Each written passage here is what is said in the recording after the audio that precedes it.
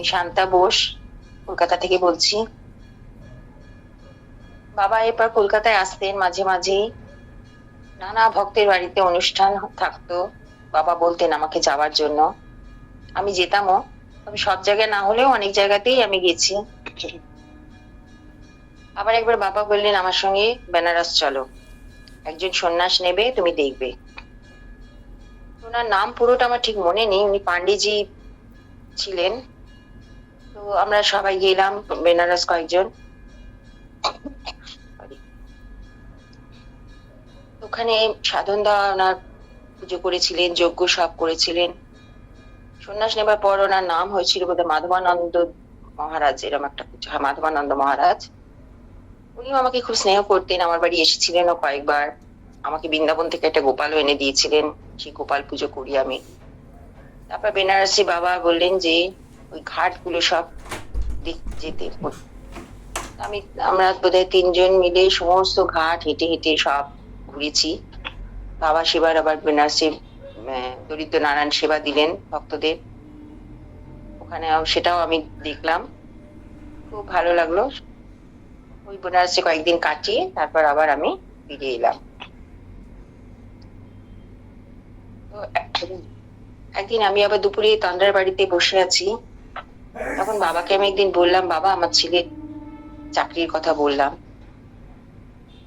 বাবা একটা পিড়ে মাথায় দিয়ে ঘুমিয়ে পড়লো। আমার খুব হতাশ হলাম, যা কি হলো।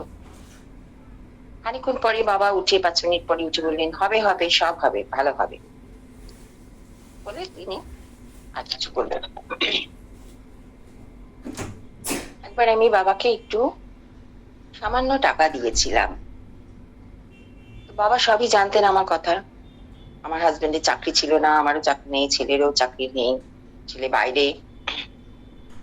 বাবাকে দিতেই বাবা বললেন, বাবা এত টাকা, দেখো বরের চাকরি নেই, ছেলে বাইরে, সংসার খরচ থেকে টাকা বাঁচিয়ে আমাকে দিয়েছে। আমার কি লজ্জা। ওই তখন বোধহয় নবদ্বীপের জন্য আমি কিছু একটু দিয়েছিলাম।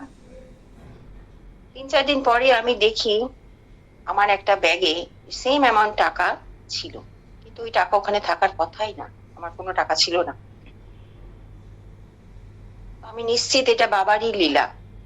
আমি বাবাকে পরে বলেছিলাম, বাবা তো হেসে মাথা নেড়ে উড়িয়ে দিল একগাল হেসে। তো আমি নিশ্চিত ছিলাম যে ওই টাকা বাবাই ফিরিয়ে দিয়েছিল, এটা বাবারই লীলা।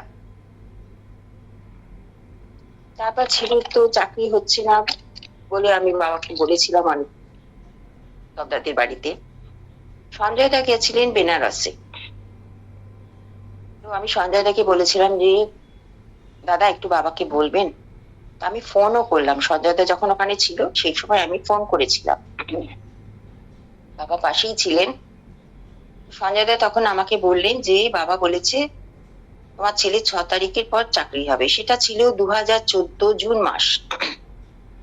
তোমার ছেলে 6 তারিখের পর চাকরি হবে।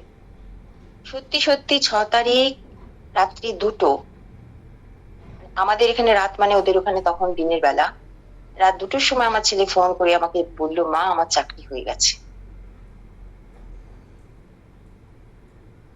তো আমি তো খুবই আনন্দে আত্মহারা। বাবাকে আমি আবার জানিয়েও ছিলাম পরে, যা বাবার অসীম কৃপা ছিল আমাদের উপর।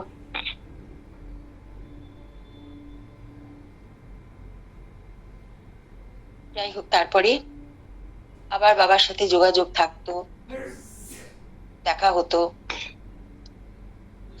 একবার আমি বাবাকে জিজ্ঞেস করেছিলাম যে বাবা, মানিকদা তো মুক্ত হতে চায়, তুমিও তো মহাপুরুষ, তুমিও মুক্ত হয়ে যাবে। বাবা বলেছিলেন, না আমি মুক্ত হতে চাই না, আমি আবার জন্ম নেব। তখন বললাম, তোমার সঙ্গে কি আর আমার দেখা হবে? বাবা বললেন, অবশ্যই হবে, তোমার সঙ্গে আমার আগেও দেখা হয়েছে, তোমার মনে নাই, আবার দেখা হবে। আমি বাবাকে একদিন বললাম, বাবা আমি দীক্ষা নিতে চাই তোমার কাছে, কিন্তু আমি তো রামকৃষ্ণ এতে তখন দীক্ষিত।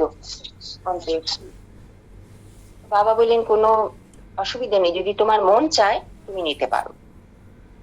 আমার তখন খুবই ইচ্ছে হলো যে বাবার কাছে আমি দীক্ষা নেব, বাবাকে গুরু করব।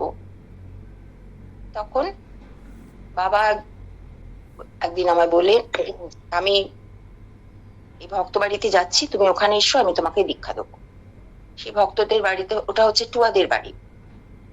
বাবা আমাকে ঠিকানা বলে দিয়েছিলেন, তো আমার এখন মনে নেই ওটা যাদবপুর না সন্তোষপুর, কোথাও একটা হবে। তো আমি গেছিলাম ওখানে, সেদিন ফাঁকা ছিল, বাবা আমার সাথে অনেক কথা বলেছিলেন। তারপর ওখানে বসে বাবা আমাকে দীক্ষা দিয়েছিলেন এবং পরে বলেছিলেন জপের সংখ্যা বাড়াও, কিভাবে জপ করবে সব উনি বলেছিলেন।